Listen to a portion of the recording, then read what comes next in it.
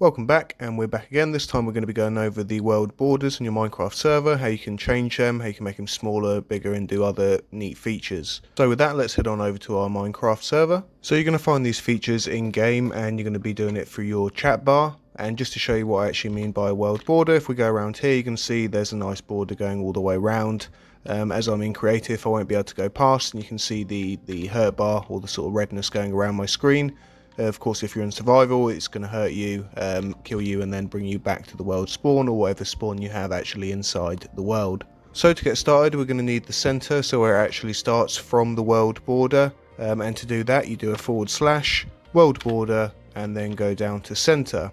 So that's going to be the command to actually program the center. Now you're going to want to program where the center is. This is only the X and the Z. You don't need the Y in this, so you don't need the height.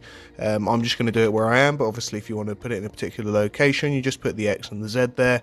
And that will be the central location. So I've hit enter, and you can see on the screen there we got set the center of the world border to, and then it's got the coordinates of right here where I'm stood. If I press F3, I'll just be able to check, and that is correct. So we've set the center of our world border, but they do come as default, or they do start on an extremely large number. So we actually want to make this a bit smaller. And to do this, you're going to do / world border, and then we're going to go to set.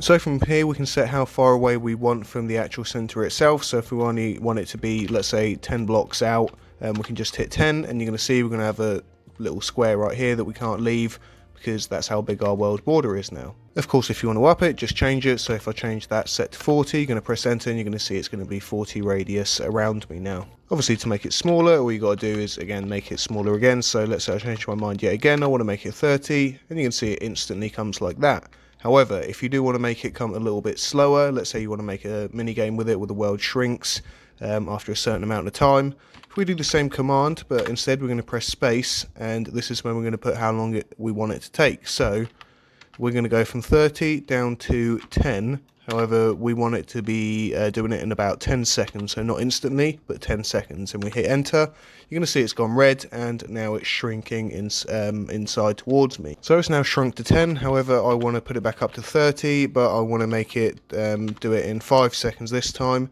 So what you can do is just change the distance, which is 30, and then you can just change the time, which was 10, we can just change that to 5 seconds. So it's now going to expand the 30 radius, but it'll take 5 seconds to get there. So it's gone green, and if we just follow it out, we'll see it's actually expanding.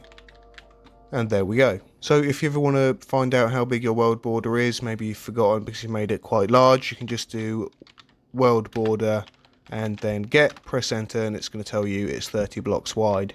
You can, of course, add or subtract a certain amount off. So instead of just setting it, you can actually say, you know, like world border plus 10. For that, what we're going to do is type in world border again. We're going to go to add, and in the same way as before, you can either add 10 blocks, and you can just, if I press enter now, it'll add 10 blocks radius, but instantly. However, if I do 10 and then I do 5 seconds, same as last time, it's going to increase by 10, but it's going to take 5 seconds to get there. If you want to just subtract it, very much in the same way, you're going to do world border. You're still going to have add, but instead you're just going to minus. So if I want to minus it by 20 blocks, you can do minus 20.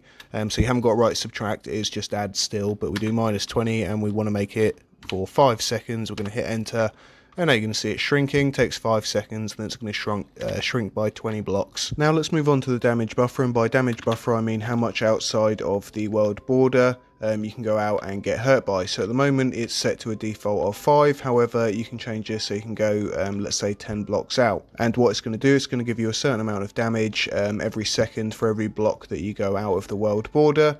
And it multiplies like that. So I'll show a little diagram on screen now. As you can see, every block that I go out of the world border is 2 HP more, and every time that you hit another block it's times 2, so the second block will be, you know, 4 HP, and so on.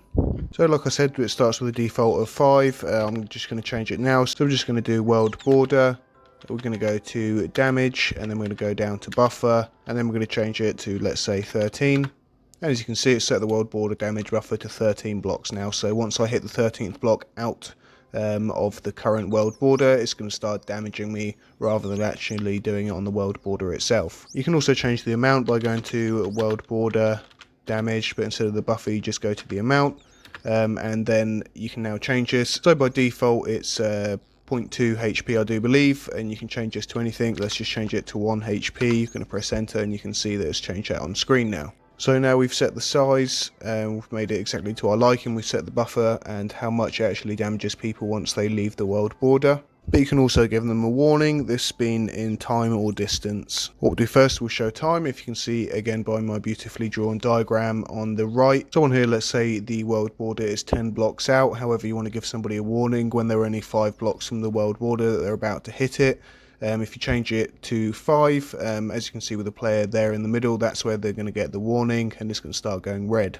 So if we do that now by going to world border, head down to warning and then go to time. We can change this to 5 seconds. However, I do want to add on here, this is for the time when it's coming in. It will only do this as it's actually coming in. So let's say you've set it to a time for it to subtract some numbers. So let's say you've set it from 100 down to 50. If you're 5 seconds away from the actual border hitting you, that's when it will warn you that you're about to hit the world border. So now what we're going to do is we're just going to subtract. So we're going to take the border in 15 blocks and it should give us a warning, or our screen should start to go a little bit red when we're about 5 blocks away of the border coming in on us. As you can see, as it comes closer to me, my screen starts to go red before I've actually hit the border myself. I don't know if that's really easy to see on screen, but yeah, it starts to go red as you can see now around the sides, although I'm not actually on the world border yet.